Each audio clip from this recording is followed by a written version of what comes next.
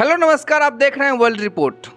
बिहार के माननीय मुख्यमंत्री महोदय कल के विधानसभा सत्र के दौरान उन्होंने क्या कुछ कहा, उनकी जबान फिसल गई या फिर वो किस मनसे से या फिर वो भूल गए कि हम विधानसभा में हैं, इन सब बातों को भूलते हुए उन्होंने महिलाओं को लेकर के क्या कुछ कहा, ये कहना बहुत ही शर्मिंदगी की बात है।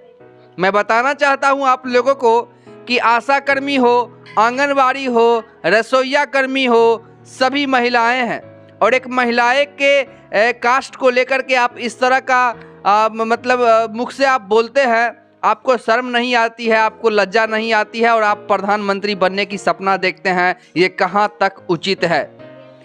भरे विधानसभा में उन्होंने क्या कुछ कहा, आज की इस खबर में हम आपको लाइव दिखाएंगे। और एक चीज़ कहना चाहेंगे कि बिहार सरकार एक और बड़ी गलती कर दी कि विधानसभा घेराव करने के लिए गई आंगनबाड़ी सेविका, आशाकर्मी गई थी, उन सभी पर उन्होंने लाठीचार्ज करवाया, वाटर कैनन से हमला करवाया। ये सब क्या कुछ चीज़ें की प्रतीत है, ये सब क्या कुछ वो दिखाना चाहते हैं। और एक तरफ वो जो है ऐलान पर ऐलान करते हैं कि हम आशा कर्मी के मानदेय को दोगुना करेंगे, दूसरे तरफ वो लाठीचार्ज करवाते हैं, वाटर कैनन से वो हमला करवाते हैं। इन सब बातों का क्या है हम आपको इस खबर में बताएंगे। सबसे पहले आप लोग देखिए कि वो विधानसभा सत्र के दौरान उनकी जबान कैसे फिसल गई और उन्होंने क्या कुछ कहा है। महिलाओं को लेकर के उनकी जो जबान फिसली है, ये बहुत ही शर्मनाक बात है। हम दिखाते हैं क्योंकि मुझे भी बोलने में शर्म आती है, इसलिए हम आपको दिखाते हैं कि उन्होंने क्या कुछ कहा है। सुनिए। और वो जब शादी होगा लड़का लड़की में, तो जो पुरुष है वो तो रोज रात में जो सदिया होता है उसके साथ करता है ना, तो उसी में और पैदा हो जाता है। और लड़की पढ़ लेती है तो हमको मालूम था कि वो करेगा, ठीक है, लेकिन अंतिम में भीतर मत घुसाओ, उसको बाहर कर दो।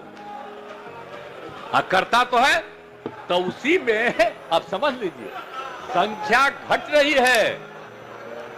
अब आप जान लीजिए कि जो संख्या थी पहले, आप पत्रकार लोग भी ठीक से समझिए। आप ही लोग बताइए, क्या मुख्यमंत्री महोदय के मुख से ये बातें शोभा दे रही हैं? जहां एक तरफ उनको मानदेय को लेकर के बात करना चाहिए था, आशा कर्मियों यहाँ तक कि महिलाएं कैटेगरी जितने भी 4th ग्रेड सेक्शन में काम करती है, उनको लेकर के एक नए बड़े फैसले लेने चाहिए थे। उनको भूल करके ये जाति जनगणना और अपने सत्ता में रहने के लिए, सत्ता को बचाने के लिए लगातार उटपटांग बातें बोलते हैं और उनके नेता लोग समर्थन भी करते हैं। अब आप ही बताइए, आप लोग जनता हैं, आप ही लोग जो है इस बात का फैसला करेंगे कि ये जो बोले हैं, ये जो उनका स्टेटमेंट है, कहां तक उचित है और ये राष्ट्र के लिए, और ना ही कि सिर्फ राष्ट्र के लिए, राज्य के लिए भी ये कहां तक सही है कि एक बिहार के मुख्यमंत्री ही ऐसा बोलेंगे तो वहां के बच्चे की क्या भविष्य होगी।